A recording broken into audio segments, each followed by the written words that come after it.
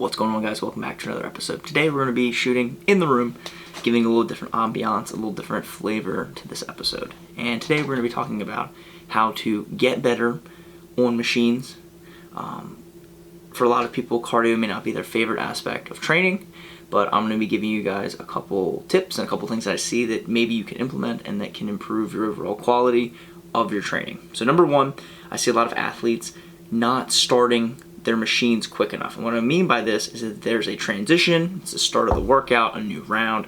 People tend to kind of sandbag the first few seconds on the machine and not get the engine revving, getting and working and gaming the system of getting the monitor to read a certain number of RPMs or a certain number of pulls per minute. And I think that affects your overall pacing throughout that segment that you're working on. And what I mean by this is you're somebody who, for example, rows 500 meters in 2 minutes. You're on the row erg and that's your pace on the monitor. If it takes you 10 seconds to get up to that speed, you're probably going to really row in that. And for 500 meters, you're probably going to row at 205, 206, 207. Now that may not seem like a lot of time, but if there's a workout where there's a bunch of transitions where you're getting on and off machine continuously, whether it's an AMRAP or it's like 10 rounds for time, that's going to add up to where, you know, you're wasting 3 to 4 seconds each round every time you get on the machine of getting it up to speed, starting, getting off from transitions. And that can add, 30 seconds, a minute, 2 minutes to your workout, depending on what is prescribed. So the first thing I would say to people is you need to start and get the machine going, and then you can kind of cruise and drop and find and settle into that pace. But just like the start of a race you would see like in cross country or a marathon or like a track and field event, you need to get out hot and then you can coast a little bit depending on, again, what the workout is prescribed as. Number two, a lot of people are not great on cardio machines simply because they don't program, in my opinion, enough monostructural work. Doing things that kind of suck from time to time. Things that are a little bit more boring and not as sexy to work on. For example, recently in my training, I've been implementing these 45-minute to 1 hour long bike rides on the Concept 2 bike, doing lots of Tabata sessions on the ski erg, the Echo bike, things that are either high intensity, short burst work or long, slow cardio. Again, these things might not be super sexy or exciting, but you need more monostructural work here if you want to improve capacity of your cardio. Similarly, how you would do more monostructural work of simply strength and weight training to improve overall strength in the gym. So you have to find that balance of what you're looking for. But if you're looking to get better from the cardio standpoint or the cardio implements, you need to be practicing them, laying out. Maybe a whole session is simply just working on one machine. That may be what you need. Maybe you want to work on 2 machines, whatever kind of is in your programming and whatever works for that week of training. Again, more monostructural work in that cardio aspect is going to be very, very helpful. Number 3, from a technique standpoint, I know we talked about quicker starts on the machine, but another thing for technique is I see a lot of people over pulling on the row and on the ski erg.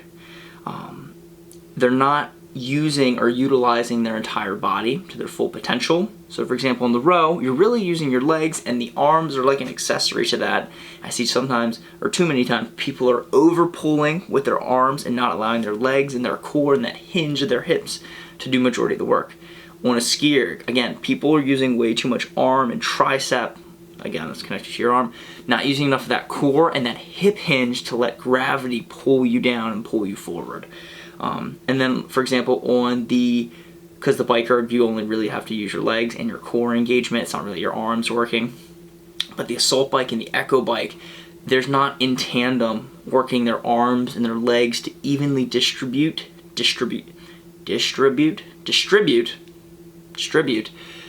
weight and the workload on the arms and the legs properly. I see that people are either using too much leg and their arms are just sitting on there like a T-Rex arm, not even pushing, or they're using and twisting and turning and they're compromising their breathing and not using their legs to properly keep a certain level of RPMs and a certain wattage and intensity on the bikes.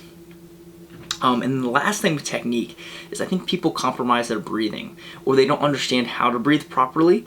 And this again is where that monostructural programming, where you're spending 30 to 45, sometimes an hour on a single machine, eventually you're gonna figure out how to breathe properly. You're gonna figure out what's comfortable, a pace that you can hold forever per se, or how to allow yourself to recover while still doing work. And what I see is on the row, people are too hinged. On the ski erg, people aren't resting at the top, allowing your lungs to open up, take in a breath, and then finish another pull. Exhale there, breathe in, pull down. On the row, same thing. I like to breathe in and brace. When I do my pull, I'm exhaling, taking that nice big breath on the recovery before I'm pulling again. People are either on that over pull, it's compromising your ability to breathe, and then from a timing standpoint, you're not taking that little half second or that full second to really catch your breath, regather, reload, and then do another nice strong pull on the machine. On the bikes, on the bike erg, I like to sit upright, hands close on the pedals to allow, again, nice even breathing. I have found that if I lean a little bit more, like you would see maybe a biker in the Tour de France, they would have that little bit of that hunchback, but leaning over, but still finding a very comfortable area to breathe. Again, that's where monostructural practice and training is very important, so you can find that breathing pattern that suits you. And the last thing I want to tell people is the reason you may be struggling from a cardio standpoint, especially if it's maybe a longer endurance type of session, is maybe you're not fueling correctly. People may be eating really, really well, but if you're not eating enough carbs and enough fats, you may not have the energy to perform how you want to, depending on if this is your first or second or third piece for the session. You may be hitting a double header for the day.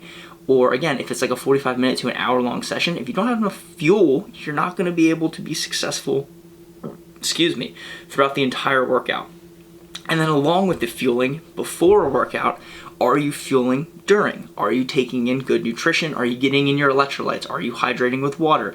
Finding that nice balance of the salts in your body, finding that nice little homeostasis so you can perform at a high level and be really consistent throughout the entire session. That has been another big improvement that I've allowed to, through certain monostructural programming, that I've allowed to figure out what I need when I need it, listening to certain cues from my body and allowing me to refuel and perform at a very high level.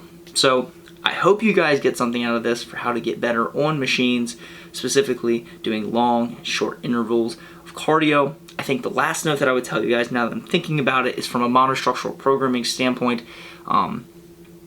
if you're looking to get better in that high intensity environment on a cardio machine, whether it's like a 10 cal, 7 cal sprint, I would do a short interval burst of no more than 30 seconds max, and maybe a minute to a minute and a half rest, and maybe you repeat that 5 to 10 times, getting that body used to being under high stress and a high intensity environment.